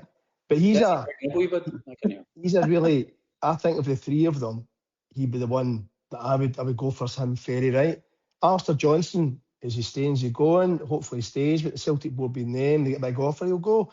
I think we need another right-sided centre-back in there to compete, because Carter Vickers is now back, but his history record of injury isn't great. Another right-sided centre-back's needed. Midfield, well, who have we got? Engels is going to get sold, isn't he? That's a no-brainer. Bernardo's no flavour of the month. He's regressed, not getting a chance. But I think his head's went down. He's gone. Rio is away. McCowan's got a new contract. I've mentioned it. McCowan will do for the squad for domestic games. He's fine for your guy who will be fifth or sixth midfielder. We need at least two more mids in there. And then up front, who have we got up front? Andy, want to tell me who we've got up front? I'm struggling to think. Duran, James Morris. So for Champions League, for Champions League qualification, to put myself in a good, nice, strong position in terms of the squad, honestly, I think we're about 5 players short for that. If we get to Champions League, we need another 2 or 3 on top of that to even give ourselves a sniffy, no embarrassing ourselves. Do I think we'll get them in your second point? We are genuinely talking to clubs to get players in. It's not just an inquiry, offers made, but the issue with Celtic and offers made to buy players. See, when it comes to selling players, Michael Nicholson will work with any fucking agent on the planet. Will sell players, no fucking bother. Sell. But his issue with agents is when it comes to buying players. It's amazing how the same agent you can work with to sell players is brilliant, but to buy players, he's got a big fucking problem. Right, so where I'm coming to with this one. I were interested, I were making bids. But the thing is, it's like fucking pushing water uphill with these cunts, right? What do you want? 7 million. There's 4. No, we want 7. We'll give you 4. Let's go back and ask Dermot. Give them 4.5. No, we want 6.5. It takes ages. By the time it gets to a deal, the player's fed up, the agent's fed up, and they fuck off somewhere else. So I'm hopeful we'll get them in. Will we get the guys I'm linked with this week? What's the confidence levels? Low? Probably low. We might get one of them. Okay, right, okay. I'm not. I did have Is that a rant? predictions. Is that a rant enough for you? Do you want another rant? No, I'll fucking rant again I if think you we want, can right? rant on it. To be honest, I think we've done well to last this long. We're exploding, to be brutally honest. I was expecting worse. The goalkeeper one is terrifying because if anything happens to Sinisalo, we're left with Ross Doohan and whoever's the youth team keeper. We have, that's negligence. Daizen, I think we're scunnered. I think. Exactly. Anger. You go beyond anger. You go beyond anger. Well, that's right. So, sorry, Hector, you reminded me there because I was about to say you've got 5 stages of grief, Kubler-Ross stages of grief. There must be about a dozen stages of Michael Nicholson's negotiation. You know what I mean? There must be like start, make the phone call, don't speak when the guy answers, hang up. I mean, repeat the phone call. And Out of office. make the get valuation, half it again. Take 10% off for goodwill. You know what I mean? Things like that. Offer instalments. Offer, as you said at the very start, offer provi checks. You know what I mean? Klarna, is he available on ClearPay? You know what I mean? Is there a thing? Is there a Like thing? Is there a mentality? And this, I'm just trying. I don't know the answer. Is there a mentality that they want to win every deal, every single deal? When I say they, Desmond and the guys who are operating for him, we want to win every deal, get the most we can get. Not an issue. We get the most we can get, which makes the Maeda one all the more fucking weird, right? Get the most we can get, which they do. They've done well over the last few years. No complaints from me. They've done well with Tierney all those years ago, and obviously Jota and other players. They've sold for a fortune. Matt O'Reilly.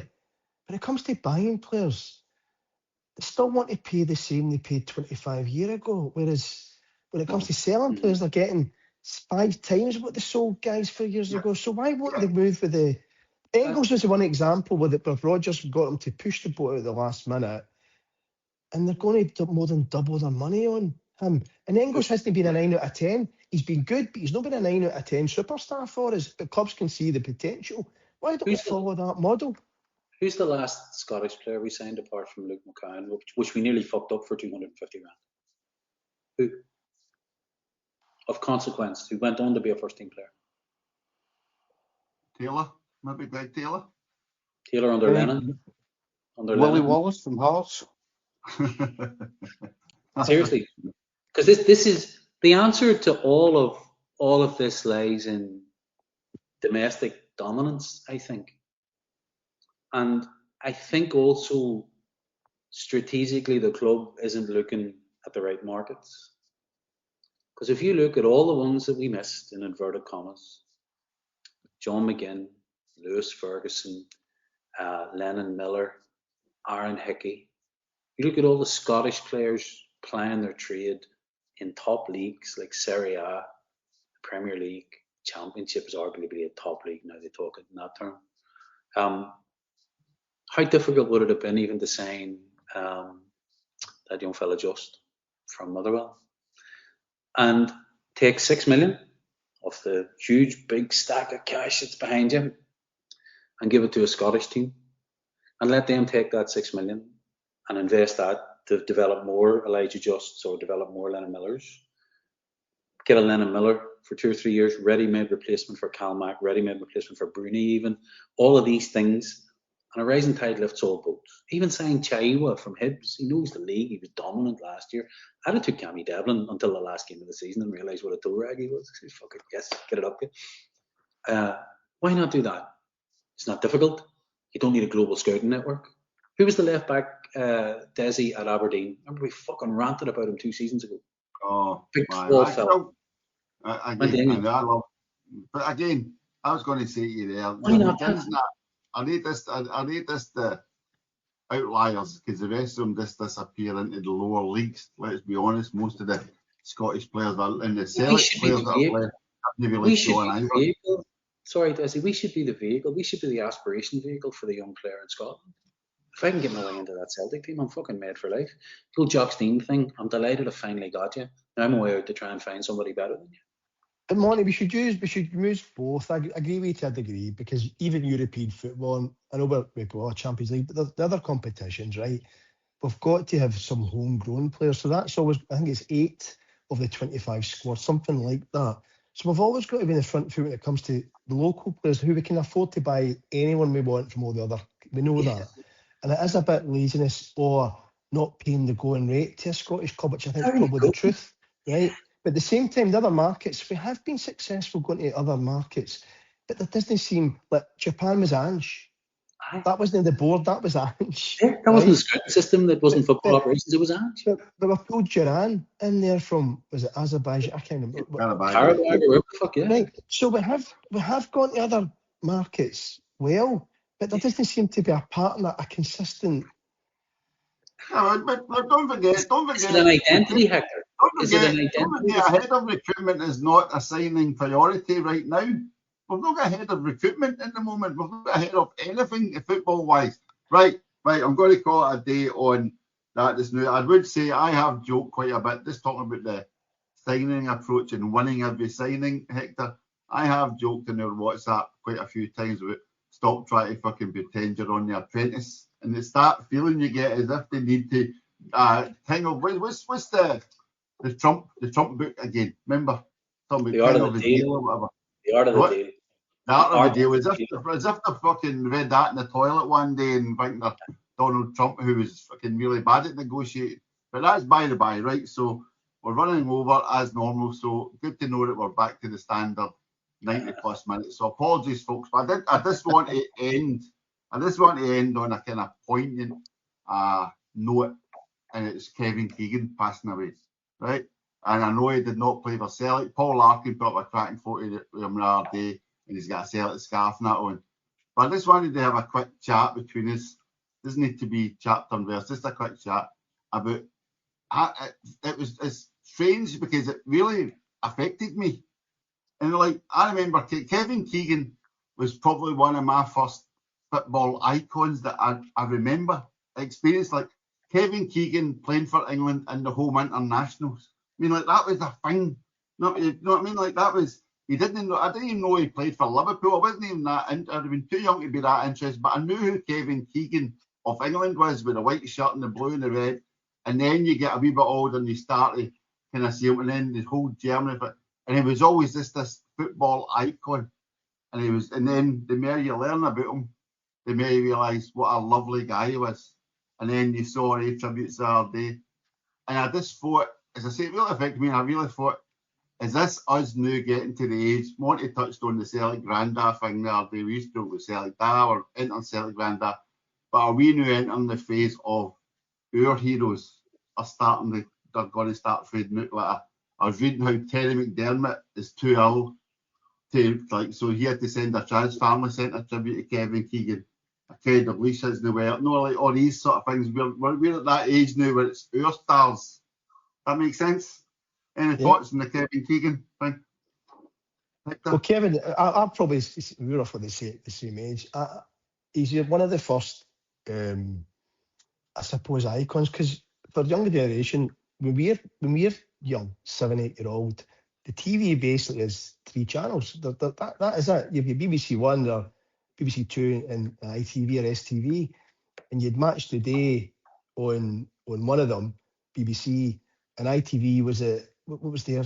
The Match or something was, I can't remember what ITV's was, and they showed you highlights. It was only no live football, only highlights, which was good as a kid growing up. But Keegan was this. It was like a swashbuckling, wasn't the biggest player, but he buzzing about energy, wasn't he? He was like a dog with a bone. A wee bit of Maeda. I don't know if that makes sense in terms of, that pressing energy. Tenacity. It was a pest. Tenacity, he was a pest to defenders, but he was very skillful, Keegan. He could dink it over the keeper. He was very brave, diving headers when football was tough, when the tackle from behind wasn't banned, and you had these big lumps of centre halves booting lumps and assaulting strikers at the time. And I remember the reason that Kevin Keegan stood out for that was also they won the European Cup in 1976 or 77 it was, 77 they won it. And he immediately went to Hamburg for like £500,000. And the reason that'll always be fresh because they then came to Celtic and bought King Kenny from us for 400. I know it sticks my head for £440,000. So they took my first Celtic hero, Kenny. Kevin Keegan went. They took Kenny, who became probably the biggest legend Liverpool player ever, right? But Kevin then goes to Hamburg. Hamburg again got to European finals, I think. They lost one to Forest under when Martin O'Neill probably played against them, right? And Brian Clough was manager. But Keegan won 2 Ballon d'Ors. Think about that. 2 Ballon d'Ors. Then comes back, goes to Newcastle, electrifies Newcastle, goes to Southampton, becomes a manager. He was a proper icon, loved. And it put to bed this Scotland to England. Do we fuck? We want the England national team to get pumped, but we love guys like fucking Kevin Keegan. But I've got a wee personal story, just as I wanted to come in, right? So Kevin Keegan moved up to no far from Largs. Inverkip, there's like a marina down there. He got a place there. And the reason for that is at Brayhead Shopping Centre, he had what was called Kevin Keegan's football school or soccer academy thing, right? Circus. And then soccer circus. It was an indoor thing. So as you know, my oldest boy maybe came back, crikey, maybe 16, 17 years, maybe longer. So it was the season's end and they were going to play a friendly no far for that. And one of the guys went, Kevin Keegan's got a soccer school. It'll be good. Take the boys there. They can do that for an hour, maybe get some lunch. So we got all the players there, all the dads. We contacted them. They went, that's brilliant. And he's come. We turns up, but Kevin Keegan's there. What's that? Oh, fucking fabulous. Went over to speak to him. Say, Kevin, we've got 16 boys. All the dads are here as well. Got lunch booked. I went, this is fabulous. He went, I'm glad you have come. This is great. And you need me to get involved in. I said, well, you know what, Kevin? We're getting lunch. Any chance even for 10 minutes you could come up, maybe give a few words, because there's some really good players here at academy level, you know, words of encouragement, any guidance, because you came through, I knew enough about him, Daisy, that he was kind of Doncaster born, but he struggled, but that was it. There wasn't as much Wikipedia and all that stuff. Yeah, of course I can. So he comes up, they're having lunch, half an hour later, he appears, and they're having a wee trophy presentation to every kid, so they get a trophy, end of season awards and that. And I said, so Kevin walks in, and the look in the dads' faces of our age, he's an icon. They're awestruck, right? I was awestruck as well. But I remember he started taking some questions for the young guys and for the dads, any hints and tips. But he told his backstory. This is the bit that was fascinating about him. He said, I'm a small player, and I took a stretch. I was about 15, 16. And he goes, I was in the second team, the reserve team of Scunthorpe. And I thought my career was about to come to an end at 16, 17. I thought, I've no chance. I think we're the 4th division, Old English 4th division at the time. He goes, so I made a commitment one summer. I was going to be as fit as I possibly could be, the fittest player on the team. I went out, worked in weights, I got super fit. And then within 18 months, I'd signed for Liverpool and I was playing for England. 18 months later, for getting a game for the reserve team for Scunthorpe. And that was illuminating. You might have seen the look in everybody's face. He was there for an hour. With the players, the parents, and he was just a fucking gentleman, a lovely man. Time for everybody in that hour, and it's great when you see somebody that's an icon and a superstar, and they're also a good person. So I think that came out, Daisy, in the last week. You've seen these anecdotes with Kevin Keegan. His father hated the Tories. His father was a miner. He was making a fortune, but he always thought about the community. So. Just a legend, and it was just thought I'd add a wee anecdote about the team. No, great. I actually thought when you said 10 minutes, I thought you were going to say, can you keep the chips coming? Something like that. And I had visions like Kevin Keegan in and out the kitchen door. But exactly as you say, like his dad was a miner and he never did. I'd recommend anybody to go online and watch the cracking Liverpool videos and Newcastle videos and I don't know, Ralph, if you saw the interview he done with John Stapleton. And he talks about how he had, and it makes me think of modern days, like young kids kind of get ferried to the football. And I don't mean that they're pampered. I mean as in they don't have anywhere to really go and play. And Kevin Keegan says this. They had to walk a mile to the nearest bit of green, he called it, and Doncaster. And he used to push his wee brother on the tram because he used the tram as a goalpost. I mean, so that was, like all these stories and these things like that. Have you got any memories of any thoughts, Ralph? You're this kind of The immediate one, of course, was he'd left Liverpool and Dalglish left Celtic. That was kind of like Hector. That was kind of my boyhood hero as well. The memory I've got of him, actually, you always seen him as a kind of busy wee player. Now, there's a Charity Shield game where he gets sent off. Could have been Leeds, and he was... Billy Bremner. It's Billy Bremner. He was fighting with Bremner. And obviously, you know, he got the curly hair and he was kind of the iconic player. You never thought he was that kind of player, but he gave as good as he got, and that's... Is it not like his shirt's ripped off? The two of them have got each other. He obviously did something that was kind of unknown as well back then, and that he left English football to try something different. And like Hector says, he did very well with Hamburg. They've never kind of, like Maradona at Napoli. Hamburg have never quite been as important as what they were back then. So yeah, he was a great player, and I suppose you could say he is one of those ones that we kind of grew up with, and I'd recommend it. Monty, you might just be a wee bit younger than us, so I don't know if it'd bring me the same. But this to tie in financially, so to speak, I was reading the other day that Morgan Rogers going from Aston Villa to Chelsea is going to be the most expensive move down in Premiership history because he's going from a club above to a club below for so much money. Kevin Keegan left Southampton to go down 2 divisions with Newcastle purely because his dad loved Newcastle, so he could get Newcastle promoted back up to the top division. Now that's fucking class. Come on now. I'm trying to remember the guy. Who stuck with Sevco after they got liquidated because he couldn't find another club. What was his name? The big fucking lanky strip of fish that he went with Newco. Can you remember him? He's Scottish anyway. Sorry, Desi. I would just segue onto something completely different in my head. Keegan was an icon for the likes of my dad. Growing up, you either were Celtic and Celtic only, or over here, a lot of people would have had a second team. That Liverpool team at the time being so dominant, a lot of people gravitated to Liverpool. A lot of people also gravitated to Leeds. Keegan always came across as just this really live wire footballer. I vaguely remember him, as you say, he's probably just missed me by a little bit.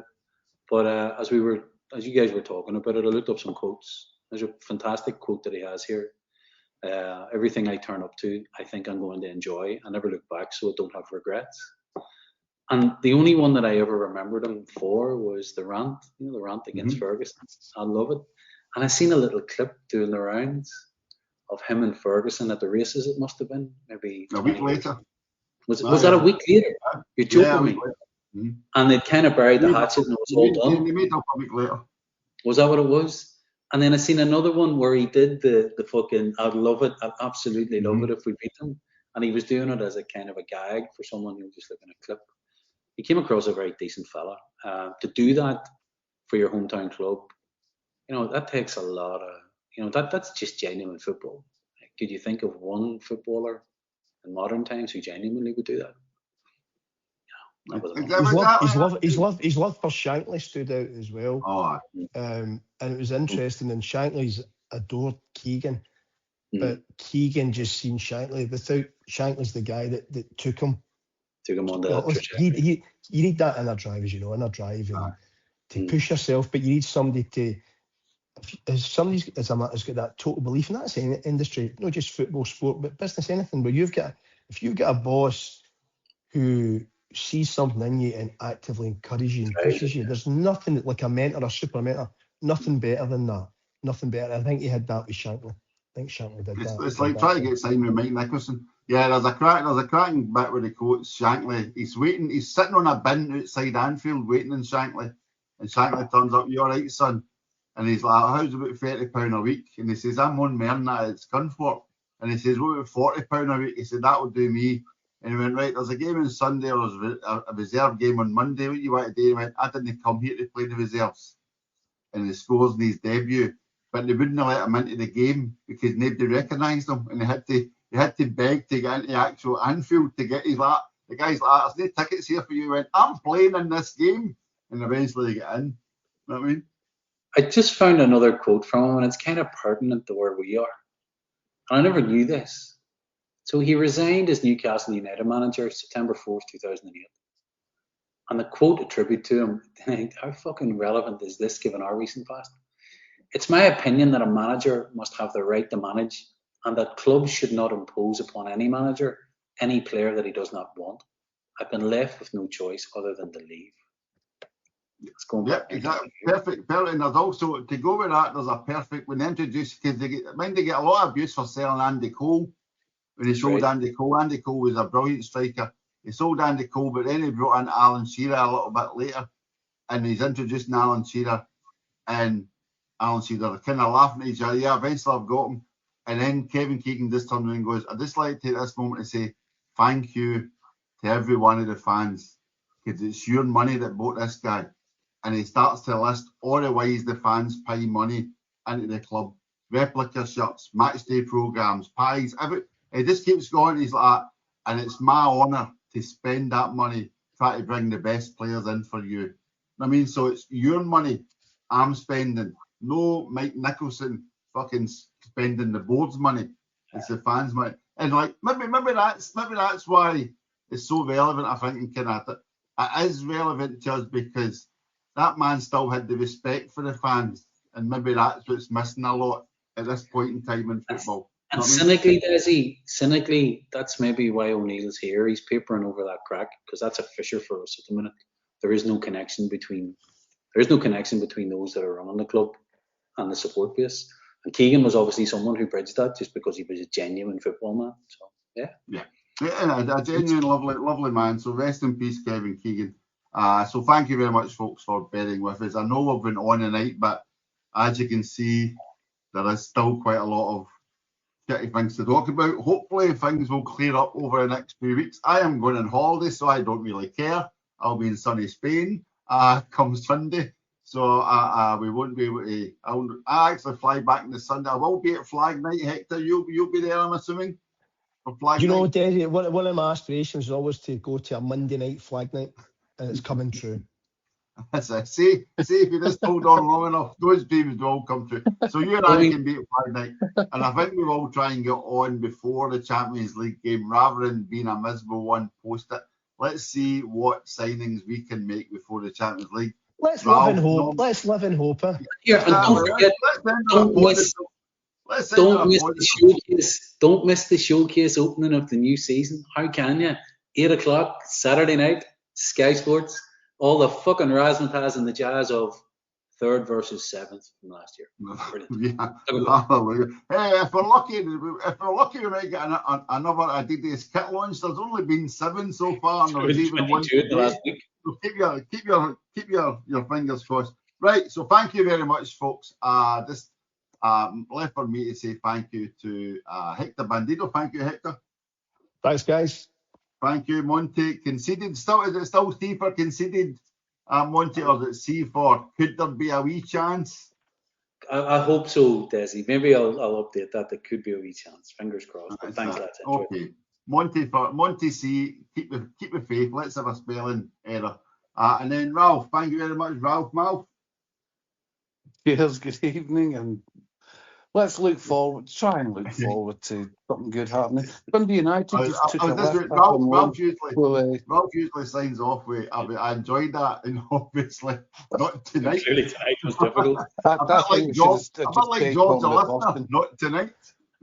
Ralph became the optimist in the fucking group. Who had that? Ralph's thinking about the new pals. He's got an air of bored optimism about him these days. Right, so it's just for me, folks. We'll leave you up with the usual word. We've managed to renew our sponsorship with Big Tams from McGallagate. We'll leave you from a word with our sponsor and then a wee outro song. My name is Daizen. Thank you and good night. Big Tams of the Gallowgate are proud to sponsor the E-Tims podcast for season 26-27. Do you keep saying, well, it's a tough marketplace? Are you still thinking this squad is actually perfectly adequate? Do you not lose sleep thinking of Daizen Maeda in Ipswich Blue? Ipswich, it's bloody Ipswich. Daizen, our beloved Daizen. Well, fear not. We have a cure for rabid board apologism in stock right now. Big Tams, curing Celtic fans of Stockholm Syndrome every bloody transfer window. Sayonara wee man. Obviously, thanks very much for the tremendous welcome that you gave us all today. It's a great privilege for me. I think it was more years ago than I care to remember when I actually went to a Blue Star Soccer Day sponsored by the brewery, and Alan was there. I think he was there as a goalkeeper then. Too many years to mention, and a lot of money has fetched him back. But it's your money. It's the money you've spent. It's the money you've spent on your replica shirts, home, away. It's the money you spent on your season tickets and your bonds and the platinum clubs and the programmes and the black and white magazines. And I see it as my job, and it's a privilege to have the job, of reinvesting that money. You put it in, and then I put it into the team, so that when you come to watch the product on the park here, it's the very, very best that we feel we can provide, because that's what you deserve. And we have certainly done that with this man on my right. And I don't want to say any more. It's his day. It's your day. And it's lovely to see a Geordie come back home. We've sold them off time and time again up here. We've built stands with the money, people have said, and we've tried to buy other players to replace them very quickly. That's gone at this club now. He's come here because he knows he's got a great chance of winning something. And we've bought him because we know, even with the great players we've got, that this guy on my right is going to improve them. So he's yours, it's your day, and I'm really pleased for you. Thank you very much. I'm going to hand you over to